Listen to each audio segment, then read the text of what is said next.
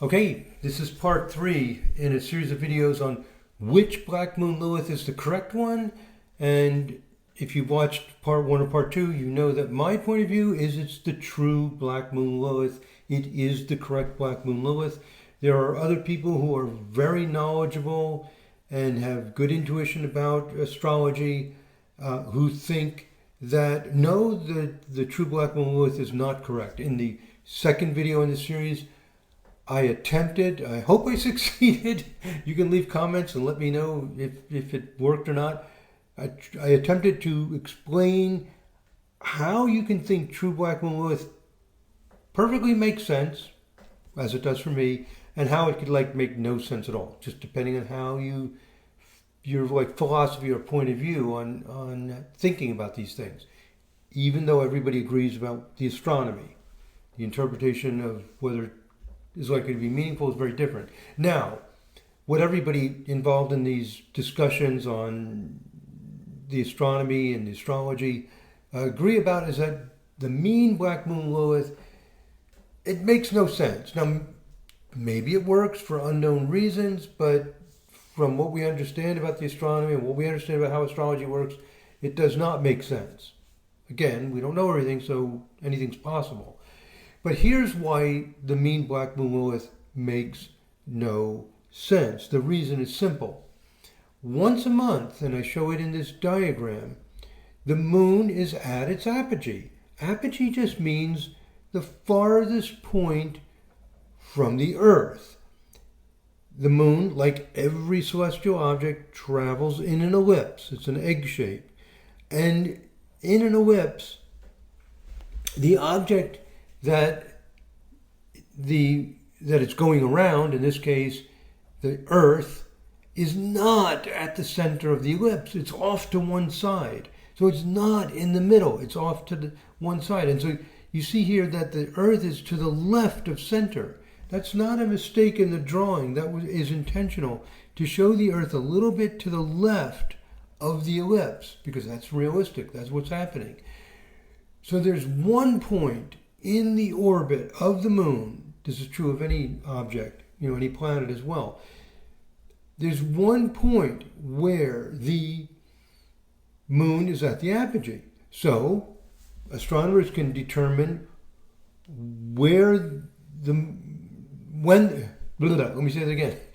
Astronomers can determine when the moon is at its farthest point from the Earth. I mean, they have all these fancy ways to observe and calculate. They can tell. So at that moment, when the moon is right there, farthest from the Earth, by definition, moon should be exactly conjunct the apogee, right? Because that's what the apogee is. The apogee of the moon is Black Moon Lilith. So once a month, without any doubt, we know where Black Moon Lilith is, and of course the moon should be conjuncted. That is true for the true Black Moon Lilith. It's true for the natural Black Moon Lilith, and I'll tell you later what exactly natural Black Moon Lilith is. It is not true for the mean Black Moon Lilith. It's not even. This is a problem also with the means north node. That the mean north node is not. It's not conjunct the north node when it should be once a month. And similarly, the mean apogee, the moon is not conjunct the mean apogee at this time. So it's just not. It doesn't make any sense. So it cannot be accurate. It doesn't fit with observation. Now, at every other moment in the month, we don't know where the moon's apogee is. You might say, well, how would you not know what it is? Because it depends on what you think an orbit is. Well, you might say, well, how the heck? Why don't you know what an orbit is? Duh, an orbit, you just told me. It's going around, comes back. Well, if you think about what I said in the second video in this series, it's actually not so clear what an orbit is. Even though it seems obvious, it's not so obvious. Okay, so the only time we really know where the apogee of the moon is when the moon is at the apogee. And it's not conjunct the mean apogee at that time. So the mean apogee cannot be correct. So, and there's something else I want to mention before I go on further with this, is that here we see in this diagram on the right side, this is a diagram that I made to be astronomically correct. The moon's orbit is almost circular. It has a very small eccentricity. So very often when we draw these orbits, we exaggerate the eccentricity, as I did in the previous slide. In this previous slide, I exaggerated. It looks very egg-shaped. We do that to illustrate, to make the concept clear.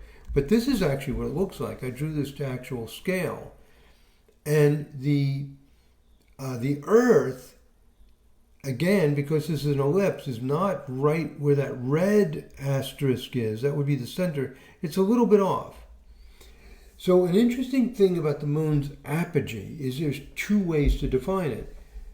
Let me say that again. An interesting thing about about Black Moon Lilith is that Black Moon Lilith is the apogee of the moon. It's the point where the moon's path is farthest from the Earth. It is also the direction of there's different words for this, the other focal point of the moon's orbit is the clearest way to say it. There's another focal point. One focal point is a little bit to the right, in the way I drew it here, a little bit to the right of the center of the ellipse, and the other one would be an equal distance to the left. It's like an alter ego Earth. It's like a hidden Earth. It's like a shadow Earth. It's a very interesting point. It's almost as if the Earth could have been, at this point, it's like a 50-50 chance it ended up at this point. Well, is this point important? Well, this point of the shadow Earth, this other focal point of the moon's path, is where the apogee is. They're one and the same thing. They are the same. The direction of the other focal point of the moon's path and the direction of the moon's apogee, they're the same. That makes the moon's apogee very, very interesting. It makes it very interesting to me. And we don't know whether that point is important because it's the farthest point the moon gets to, or is it important because it's the direction of that shadow Earth, or both.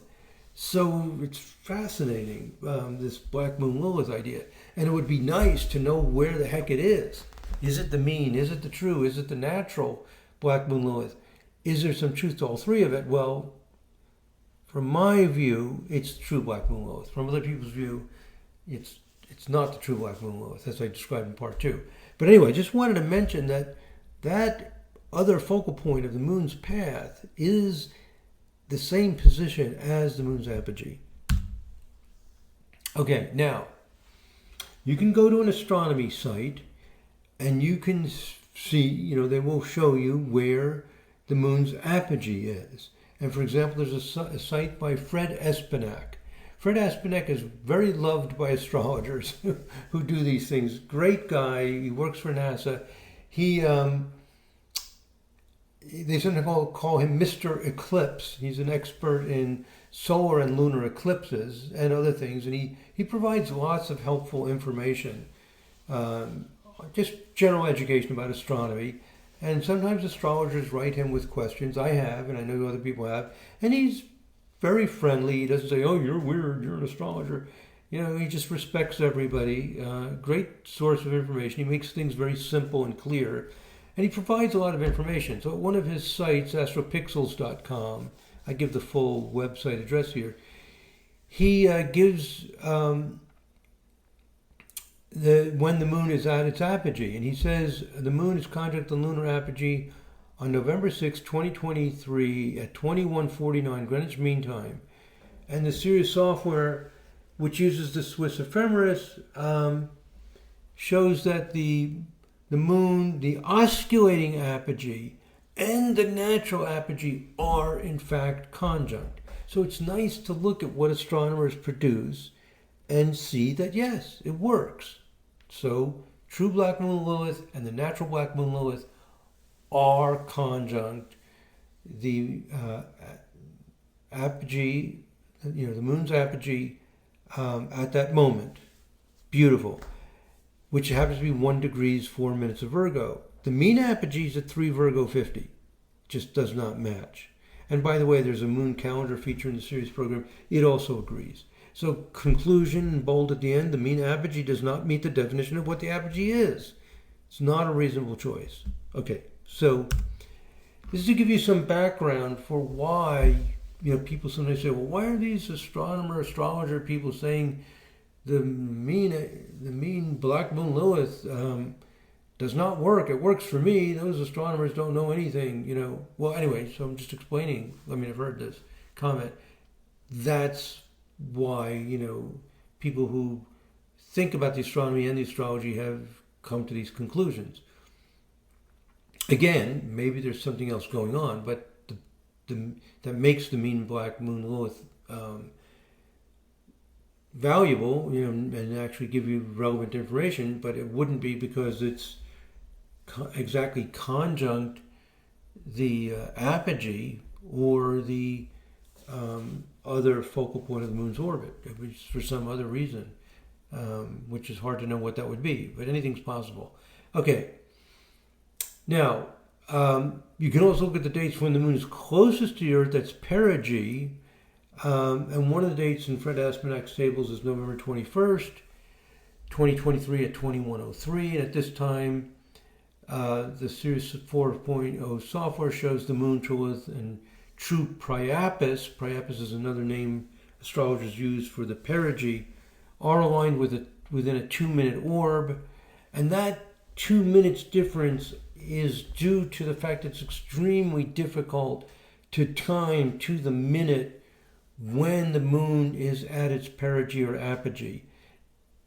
From 1 minute to the next, there's almost no difference. It might be a fraction of an inch change in how far the moon is from the Earth. Because when it reaches the apogee or perigee point, it's similar to a station of the planet. It's just not changing. In this case, what's not changing is the distance from the Earth, changing very, very minutely. So within the tolerance of calculations, it again agrees. And here's the chart wheel. I ran it in the Sirius software, saved it to file, and illustrated it here. This is the moon conjunct the true Black Moon Lilith when the moon is at its apogee. This is what I just told you. True Black Moon Lilith, that Lilith with a T, 1 Virgo 04, Moon 1 Virgo 04. The mean Black Moon Lilith, 3 Virgo 50. This is for the time given in Fred Aspenak's table of November 6, 2023, 9:49 Greenwich Mean Time. It's just good to look at it and confirm what we're saying is actually true. And this is the one for the perigee, again showing that the mean Black Moon Lilith, in this case completely unrelated to the actual perigee of the moon's orbit. Whereas the true Black Moon Lilith and the mean Black Moon Lilith come out correctly. Okay. What is this? The moon is not conjunct mean Priapus. Oh, this shows the what is it showing? When the moon's conjunct true, that's what that shows. And this shows the mean not working. Mean Priapus is not conjunct the moon when the moon is at perigee. This is the time according to Fred Aspenak's table, and it just shows what I just explained. And the natural Black Moon Lilith is where it should be. So both the natural Black Moon Lilith and the true Black Moon Lilith give us what we expect. They're conjunct the perigee when the moon is closest to the Earth. They're conjunct the apogee when the moon is farthest from the Earth. So we conclude that the true Lilith is the only reasonable choice for the position of Black Moon Lilith because it's the only Black Moon Lilith that is conjunct the moon's apogee when the moon is at its apogee and conjunct the moon's perigee when the moon is at its perigee. Oh, I said that wrong. Here's the thing. The natural Black Moon Lilith, let me make this clear. The natural black moon Lilith is conjunct the apogee when the moon is farthest from the Earth. When the moon is closest to the Earth, a natural priapus is not conjunct the moon. It's not opposition to the moon. It's not where it should be. So it doesn't work.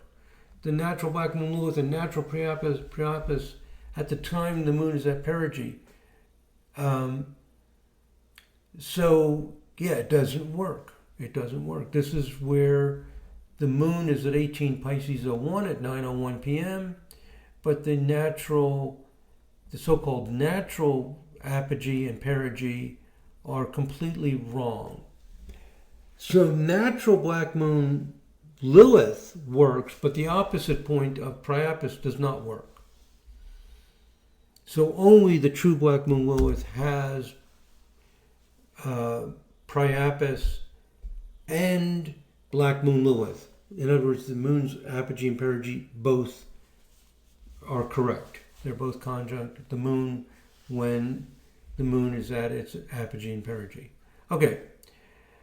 But I have a paragraph here. However, we use our intuition and logic to determine what is most reasonable and likely so that we have a better chance of clearly discovering how astrology works, and by employing modern research methods and confirming with clients. There is the possibility that our intuition and logic are incomplete or misguided. Nevertheless, in an evidence-based practice, we move forward by what we have greatest confidence in, and we have greater confidence in something that fits with theory and fits with expectations rather than something that does not. So the Swiss firm states that oscillating points are based on an idealization of planetary motions as two-body problems, where the gravity of the sun and a single planet is considered and all other influences neglected. There are no planetary nodes or apsides, at least today, that really deserve the label true. Now, I'm quoting again from the Swiss ephemeris because, again, I want to analyze this clearly. They use the word idealization. The question is, this idealization of planetary motion does produce the actual planetary positions with extreme accuracy. Is it an idealization, or is that the actual thing going on? So it's not, we can't assume it's an idealization because physical behavior follows these perfect, simple formulas. You can call them ideals, like the gravitational attraction between two objects decreases with the square of the distance. It's a simple formula. Simple formulas work. So simple concepts are not necessarily idealizations. Anyway, bottom line, are the oscillating elements just fudged values to produce planetary positions, or could they in some sense be real? Either one is possible. But saying that they are idealizations, I think it's unfair to say that. We don't know that it's an idealization. It appears to be an idealization from a certain point of view, but from another point of view, it's not. And here's another argument to make it even stronger, that the oscillating elements are not idealizations. This is a famous article called "The Unreasonable Effectiveness of Mathematics in the Natural Sciences" by physicist Eugene Wigner.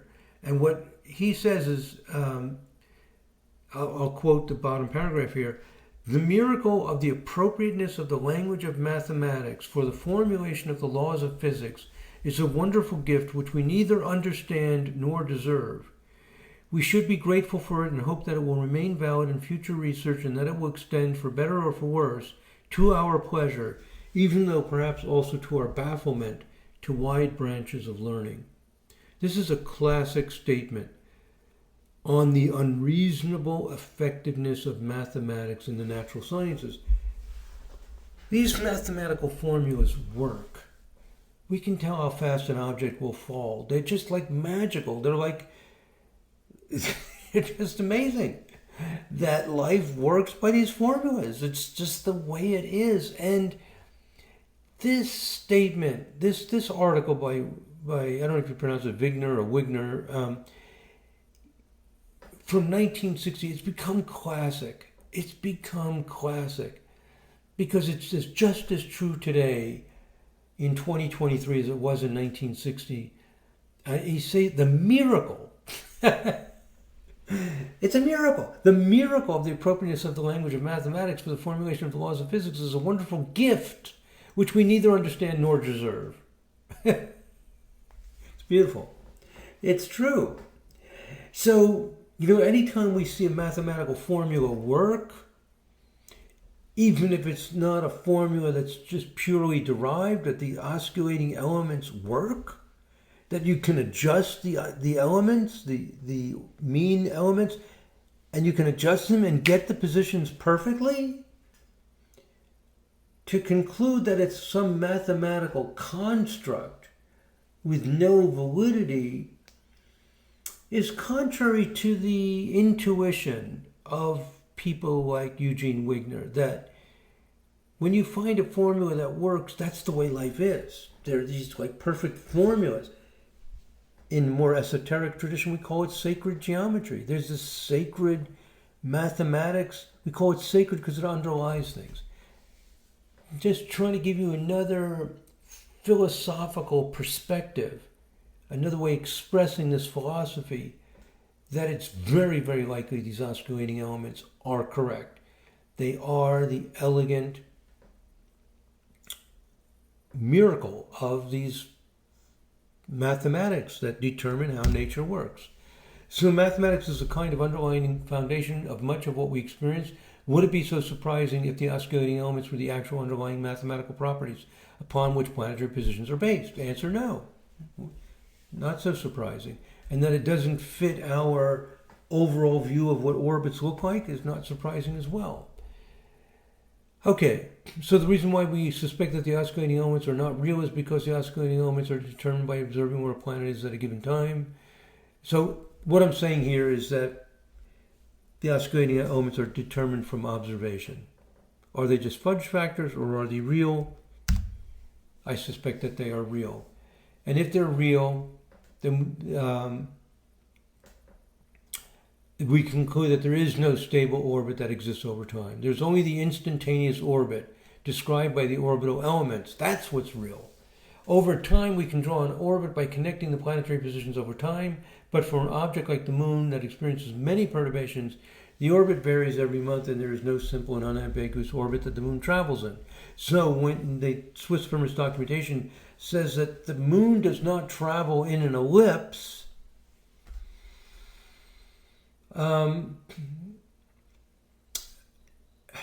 it depends on how you're framing that, how you're thinking of it. There is an instantaneous elliptical path that the moon follows, so I disagree with that statement. It's following the osculating orbit moment by moment, and when you watch that unfold over time, it resolves itself into an almost stable with slight variations. But it's the osculating orbit that is real, instant by instant. Okay.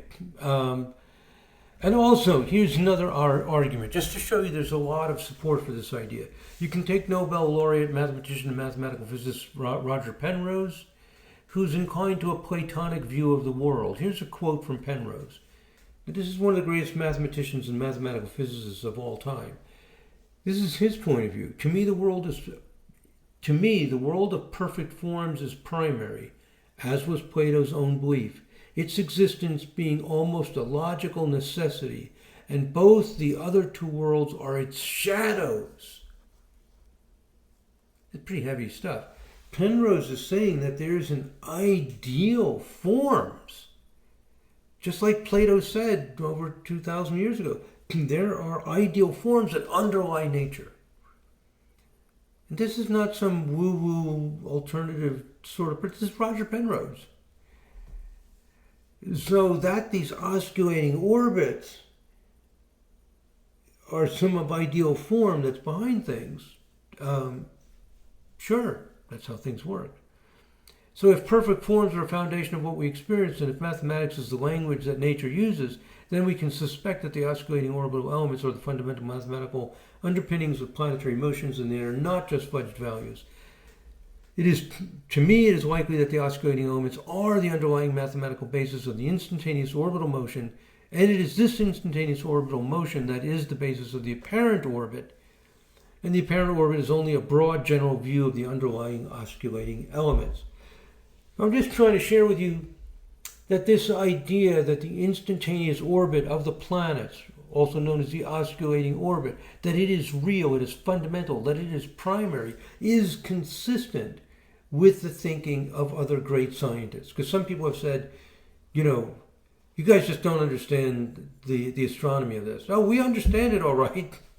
And we think we have support from a lot of people that this is how the universe might work. So it's a very reasonable idea that the osculating orbit of the moon is correct, and it's supported by a lot of leading scientists and great scientists, that this is a reasonable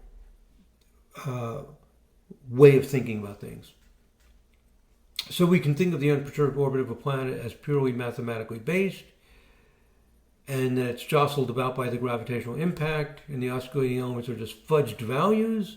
Or we can think of the unperturbed orbit as one set of mathematics that combines with the complex set of mathematical interactions caused by gravity and other functions to produce the elegant mathematical model based on only 6 variables. So it's this second possibility that these 6 osculating elements are real, and therefore the Black Moon Lilith is real.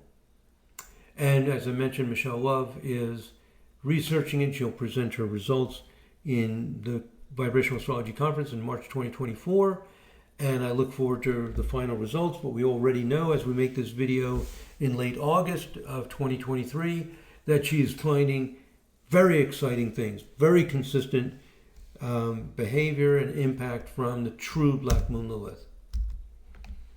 And also, finally, just to give you more sense of why true Black Moon Lilith is reasonable, I've quoted from Juan Revilla's website his way of explaining why true Black Moon Lilith is reasonable. I added bold for emphasis, but I'm just going to read these quotes to give you some more perspectives and ways of expressing it.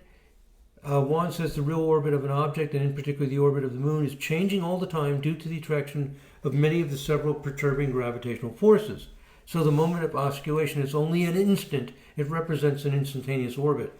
That might have sounded totally abstract and weird and hard to follow, but if you're watching all 3 of these videos in a series of videos on which Black Moon Lilith is correct, hopefully that just makes sense. Just what I've been saying. By real orbit is meant the orbital plane as it looks through time. It can be conceived as a collection or accumulation of these instants, of an endless series of instants describing its changes or oscillations. Oh my God, he says it so beautifully. That's what I'm trying to say, is that the real orbit is the collection or accumulation of these instants. Those moments, that instantaneous orbit is the real orbit. What do we mean by real orbit? Something that would be meaningful in astrology. That you can use that point. So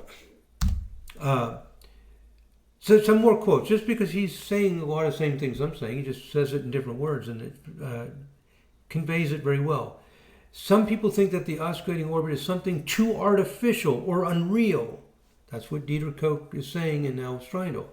And they call the use of the oscillating lunar apogee or black moon, quote, nonsense, or close to nonsense, or makes no sense at all. People have said this. So Juan and I disagree with that. The main reasons usually given for this are 1, the large difference up to 30 degrees between the mean and oscillating value. 2, the fact that this oscillating value can travel to places where the moon will never go. We talked about that. That beginning of the second video in this series, I show how the path, the osculating orbit, can spread out in directions that the planet will never actually go there. And 3, it's erratic changes of direction of velocity, for which some of it means it cannot really be called a motion at all. But I have always insisted that it is precisely all of that is what makes the symbolism of the oscillating apogee black moon so powerful. It doesn't matter at all that its motion is erratic. It doesn't have to move like a planet because it is not a planet. That's beautifully stated. I just agree completely. Because we're not talking about the accumulated overall final result. That's not what we're talking about. We're talking about this sacred geometry, this mathematics that's behind what we observe. Some more quotes. The oscillating orbit is a mathematical geometrical construct, but so is almost everything in the astrology chart. Some people say, well, this is all just abstract mathematics. That's what astrology is. The ecliptic plane is abstract. The celestial equator is abstract. There's no celestial equator out in the sky. It's a mathematical construct. And where the mathematical construct of the celestial equator intersects another mathematical construct of the ecliptic plane, they're mathematical constructs. There's nothing like physical there. That's your ascendant. Same thing with tropical zero areas. Astrology is based on mathematical constructs. But the word construct is a little biased to make you think, oh, we just constructed it. But the mathematical construct is actually more real than the physical world we're seeing. That's what Roger Penrose is saying, and Wigner and other people, that there's these formulas, this geometry, these shapes. They are informing what we see. They're fundamental and they are very real. So conclusions, Mean Black Moon Lilith and the natural Black Moon Lilith. The natural Black Moon Lilith, I don't think I described what it is. It just takes the time when the moon is conjunct the apogee and then interpolates, spreads that around. That's what it is. It's just a way to get a moon that's not the true Black Moon Lilith and not the mean Black Moon Lilith, to get a Black Moon Lilith that is neither of those, but fits the requirement that it's conjunct the moon's apogee, as it should be. So it's really artificial. It doesn't really make any sense at all to me. We don't do that with anything else. We don't just make things up, to make them fit in some kind of crude way. So, and so number 2, the true oscillating Black Moon Lilith is likely to be valid. The research being conducted by Michelle Love it's actually more than promising at this point. It's actually pretty convincing, and she'll present those results at the 2024 conference. That will give us controlled research study using modern methods that removes things like selection bias. That also confirms that it's valid, and that research is well underway and the conclusions are very solid. That's it, my friends. I'm at 33 minutes. 3-part series. I know this is a little technical, maybe a little boring for some of you, but I wanted to make this video anyway so that you know that those nerds out there have thought through this, have come to conclusions, and from the point of view of the theory and philosophy of vibrational astrology, it's very almost convincing yet that true Black Moon Lilith is the correct Lilith. From other philosophies and perspectives, not true. And maybe I've belabored the point a little bit, but I wanted to make it really, really clear and really thorough by showing the different, quoting Roger Penrose and Wigner and another astrologer, Juan Revilla, who's thinking in a similar way, so that you can get the full sense of this. Okay, that's it, my friends. All that to make this point, true Black Moon Lilith. It's what makes sense theoretically. It completely makes sense from the vibrational astrology point of view. And the research that we're going to get from Michelle Love very soon is very exciting. And there's no reason to think that it shouldn't be, because this is what we expect will work. That's it, my friends. Thank you very much for listening. God bless. Namaste.